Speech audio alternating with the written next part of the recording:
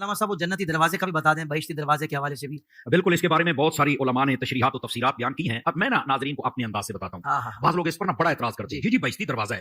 میں نے یہ کتاب میں پڑھا تھا اور یہ کتاب ڈائجسٹ ٹائپ تھی. اس کے اندر اعلیٰ حضرت تاجدار گولڑا پیر سیدنا مہر علی شاہ صاحب رحمۃ اللہ علیہ آپ کے حوالے سے یہ بات لکھی. آپ جب حضرت بابا فرید الملت والدین والحق آپ کے مزار اقدس پہ گئے تو آپ نے بھی خواہش کا اظہار فرمایا کہ میں نے اسی دروازے سے گزرنا ہے. اچھا یہاں پر ایک مولوی تھا وہ بڑا اس پر تقریریں کرتا تھا, آگ بگولا ہوتا تھا, ہر جمعے سڑ کے اس کا منہ کالا ہوا تھا. پتہ نہیں یہ کیا. اس کو جب پتا چلا نا کہ پیر مہر علی شاہ صاحب رحمۃ اللہ علیہ آ رہے ہیں, اس نے کہا یار بڑا پڑھا لکھا پیر ہے, سید ہے اور بڑا ٹنا ٹن مسئلے بیان کرتے ہیں. تو آج پتا چلتا ہے کہ جب پیر مہر علی شاہ صاحب ہے تو آپ نے بھی اظہار فرمایا. تو اس نے آ کر چند اس کے چمچے کڑچے بھی ساتھ تھے, میں تھوڑا پنجابی کا لفظ بول لیتا ہوں, تو انہوں نے آ کے شور مچانا شروع کر دیا. وہ آ کے کہنے لگے یہ آپ جیسا پڑھا لکھا پیر, کیا یہ شرک نہیں ہے, فلاں نہیں ہے, یہاں یہ نہیں. آپ نے جب دیکھا نا کہ یہ پورا جناب گرم ہو چکا ہے, آپ نے فرمایا بھیا روکے ہماری بھی بات سنو گے ذرا, سمجھ آئے. اعلیٰ حضرت تاجدار گولڑا رضی اللہ عنہ آپ فرمانے لگے بھائی بات یہ ہے کہ تو ایک دروازے پر اتنا آگ بگولا ہو رہا ہے, مجھے ایک بات بتا, کیا اس کے دلائل تجھے حدیث میں نظر نہیں آئے؟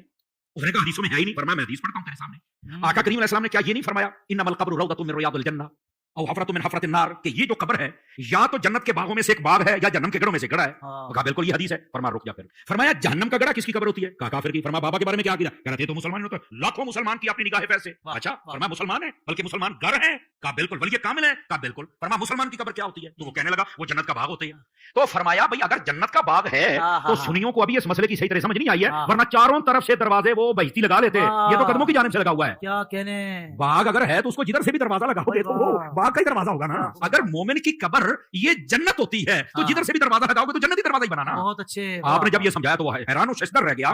وہ بعض لوگ اپنے آپ کو کہتے ہیں میں اہل قرآن ہوں, میں اہل حدیث ہوں, بڑا کچھ کہہ دیتے ہیں. اور اصل بات یہ ہے, میں علامہ اکرام صاحب کی توجہ چاہوں گا, جس طرح آلو بخارے کا آلو سے تعلق نہیں ہوتا, اسی طرح کئی لوگوں کا حدیث سے تعلق نہیں ہوتا, اپنے آپ کو کہہ ضرور لیتے ہیں. یہ کون سی بات ہے؟ سمجھ آ رہی ہے میری بات کی؟ یہ جیسے لوگ لکھ لیتے ہیں یونانی دعا خانہ, بھائی یونانی دعا خانہ اس کا یونان سے تعلق ہی نہیں ہے, پرلے درجے کا جاہل بیٹھا ہوا نام کو کیش کر رہا. اسی طرح کئی لوگوں کا قرآن اور حدیث سے تعلق ہی نہیں ہوتا, ٹائٹل وہ لگا لیتے ہیں. یہ آپ کو کس نے اجازت دے دی؟ تاجدار گولڑا نے ایک مسئلے میں بات سمجھا دی. میں پھر کہہ رہا ہوں کہ یہ حوالے کا معاملہ اللہ کے سپورٹ کرتا ہوں, جو میں نے پڑھا تھا مجھے مستحضر ہے, میں نے آپ کو سنا دیا. یہ آپ کے قدموں والا دروازہ. اور یہاں پر یہ جب سیدی امیر علیہ سنت سے سوال ہوا تو آپ نے بڑا خوبصورت جواب فرمایا یہ ہمارے بزرگوں سے نسل در نسل یہ چلتا آ رہا ہے, اور یہ منقول بھی ہے, معروف بھی ہے اور معمول بھی ہے.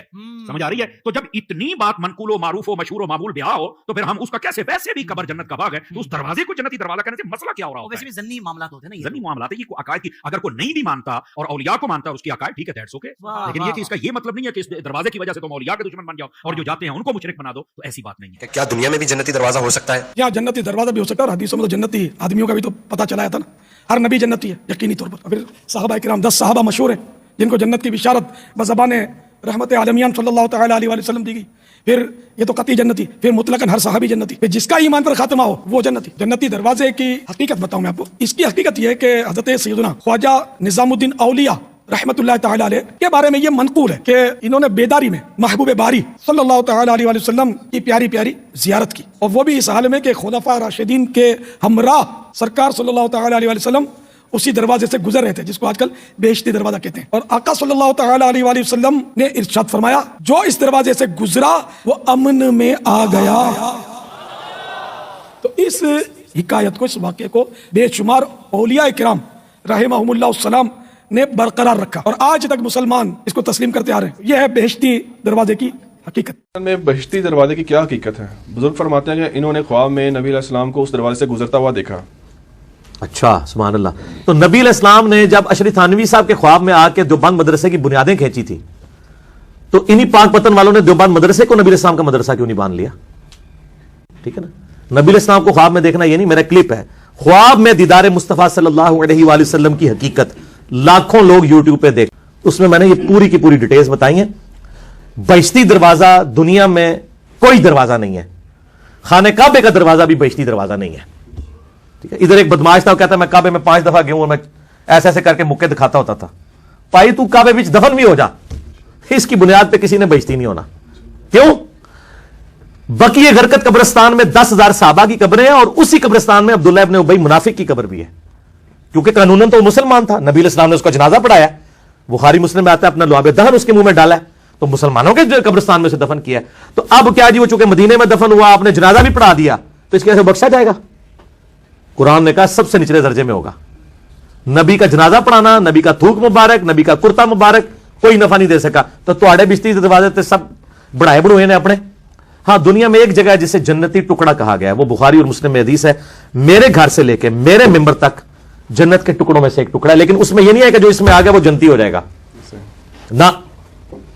اگر کوئی کہتا ہے یہ ہے تو ان کو کہیں گے فلانے تواڈے جڑے دوسرے مخالف بزرگ نے ہوتے اتنے گئے ہوئے نے, کہیں گے نہیں وہ تو پاویں جتنے مرضی ٹر جانی ہوئے گا, تو ان کا تواڈے بھی جتنے مرضی ٹر جان اینج نہیں ہوتا, ٹھیک ہے نا, نہیں ماننے کے لیے تیار نا. ادھر سے جتنے ہمارے سیاسی لیڈر فوجی لیڈر باقی جاتے ہیں وہ بیٹھے ہی ریاض الجنہ میں ہوتے ہیں, ان کے لیے ریاض الجنہ خالی کرا دیا جاتا ہے. بھائی وہ تو چوکڑی مار کے بھی کوئی بیٹھ جائے جنتی تو نہیں ہوگا, وہ جنت کا ٹکڑا ہے. آپ وہاں جائیں, اس پہ امام بخاری نے باب باندھا ہے کہ قبر رسول سے لے کے ممبر رسول جنت کا ٹکڑا ہے. نبی علیہ السلام کی قبر مبارک, حضرت ابو بکر عمر کی قبریں, جنت کے ٹکڑوں میں سے ایک ٹکڑا ہے, زمین کے اوپر جنت کا ایک ٹکڑا ہے. لیکن اس کے اندر داخل ہونے سے کوئی جنت میں نہیں داخل ہو جائے گا. احمد بریلوی صاحب نے ایک شعر لکھا ہے, جنت میں آ کر نار میں جاتا نہیں کوئی, انہوں نے اسی کے اوپر شعر کیا. وہ جب وہ جنت البقی اس میں بیٹھے نا ریاض الجنہ میں, تو انہوں نے کہا کہ جب حدیثوں میں ہم نے سنا جو ایک دفعہ جنت میں چلا جائے گا دوبارہ دوزخ میں نہیں جائے گا, تو انہوں نے کہا یا اللہ میں ایک بار جنت میں آ گیا ہوں نا, تو اب میں امید کرتا ہوں کہ میں دوزخ میں نہیں جاؤں گا. تو یہ شعروں تک تو بات ٹھیک ہے, ورنہ تواڈے سیاسی لیڈر جنہوں تسی انہی گالاں کڈدے ہو دل وچ, وہ تو سارے ادھر جاتے ہیں, وہ تو کعبے کے دروازے ان کے لیے کھلتے ہیں, تو قبر رسول کے لیے ان کو بھی اندر لے کے جایا جاتا ہے. کہتے ہیں نہیں وہ نہیں جان گے, تسی بھی نہیں جاؤ گے بھائی, کوئی بھی نہیں جائے گا. اس طریقے سے کوئی جنت دوزخ کا فیصلہ نہیں. ٹھیک ہو گیا.